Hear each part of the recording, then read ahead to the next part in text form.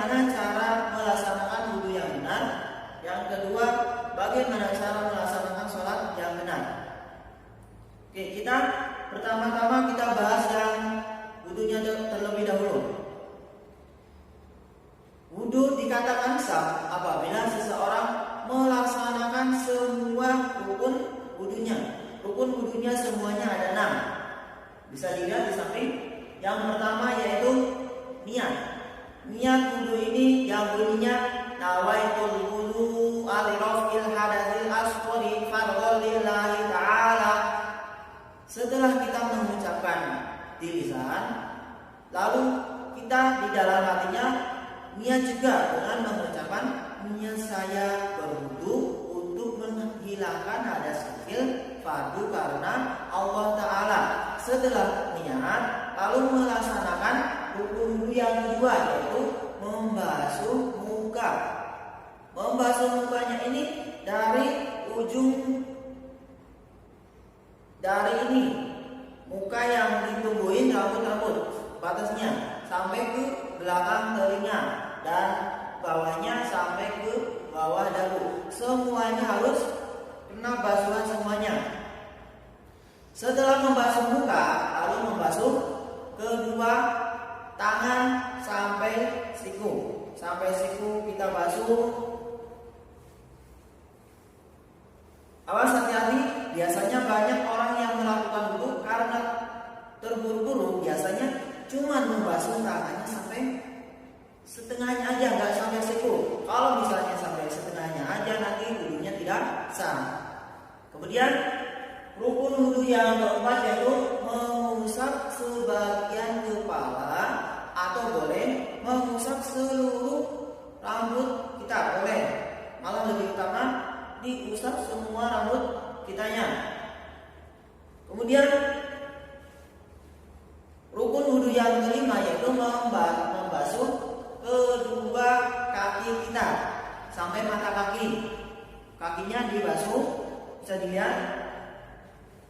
Kakinya dibasuh sampai mata kaki sini. Setelah kakinya selesai, lalu yang terakhir rukun wudhu yang terakhir yaitu tertib atau berurutan.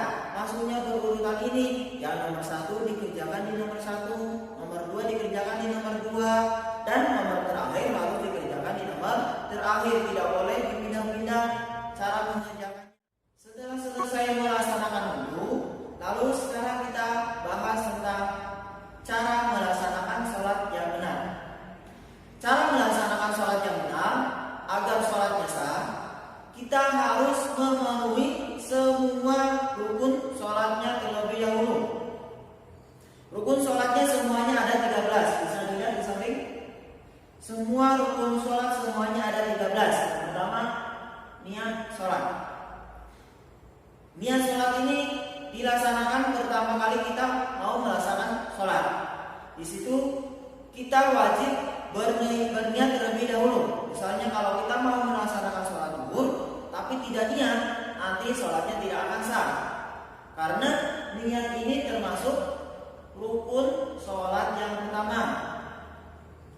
Setelah niat, rukun sholat yang kedua yaitu berdiri bagi yang mampu. Kalau misalnya badan kita sehat, tidak sedang sakit, kita wajib melaksanakan sholatnya sambil berdiri, tidak boleh sambil duduk, kecuali bagi orang yang sedang sakit. Kalau orang yang sedang sakit nanti boleh sambil duduk sholatnya, tidak usah berdiri kalau misalnya tidak mampu. Kemudian rukun sholat yang ketiga yaitu takbiratul ihram. Cara melaksanakan takbiratul ihram yang baik yaitu mengangkat kedua tangan sejajar dengan kuping. Misalnya Allahu Akbar, dan tangan yang di atas yaitu tangan kanan, tangan kirinya berada di bawah tangan kanan. Kemudian yang keempat, setelah takbiratul ihram, rukun sholat yang keempat yaitu membaca surah Al-Fatihah. Surah Al-Fatihah ini termasuk rukun sholat, berarti wajib dibaca setiap meninggalkan. Kalau misalnya ditinggalkan surah Al-Fatihahnya atau tidak dibaca, nanti sholatnya tidak akan sah. Kemudian rukun sholat yang kelima yaitu ruku dengan tumaninah. Cara melaksanakan ruku yang baik yaitu ketika kita ruku, punggung kita itu harus lurus, tidak boleh bungkuk atau bengkok, harus sejajar dengan kepalanya ketika melaksanakan ruku. Bisa dilihat gambar di samping cara melaksanakan ruku yang benar, kayak gitu ya. Kemudian rukun sholat yang ke-6 yaitu iktidal, bangun dari ruku. Bangun dari ruku termasuk rukun sholat, dan dilaksanakan secara tumaninah. Setelah iktidal lalu sujud. Ketika orang melaksanakan sujud, hati-hati, biasanya anggota-anggota sujudnya kadang tidak menetap ke lantai. Kalau misalnya tidak menetap ke lantai, nanti sujudnya tidak sah. Kalau sujudnya tidak sah, berarti sholatnya juga tidak sah. Anggota wudhu semuanya ada 7. Yang pertama, dahi harus menempel ke lantai. Yang kedua, telapak tangan juga harus menempel ke lantai dan menghadap ke kiblat. Yang keempat dan kelima yaitu lutut. Kedua lutut harus menempel ke lantai, ke tempat sujud.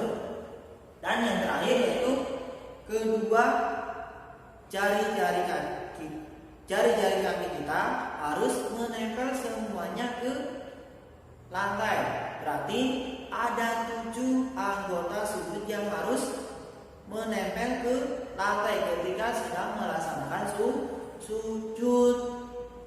Bisa dilihat di samping cara melaksanakan sujud yang benar. Setelah sujud, rukun sholat yang selanjutnya yaitu duduk di antara 2 sujud dengan tumaninah. Cara melaksanakan duduk di antara 2 sujud bisa dilihat gambar di samping. Setelah melaksanakan duduk di antara 2 sujud, rukun sholat yang ke-9 yaitu duduk tahiyat akhir. Duduk tahiyat akhir ini juga termasuk rukun sholat, berarti harus dilaksanakan. Bisa dilihat cara melaksanakan duduk tahiyat akhir. Kakinya diimbas 1.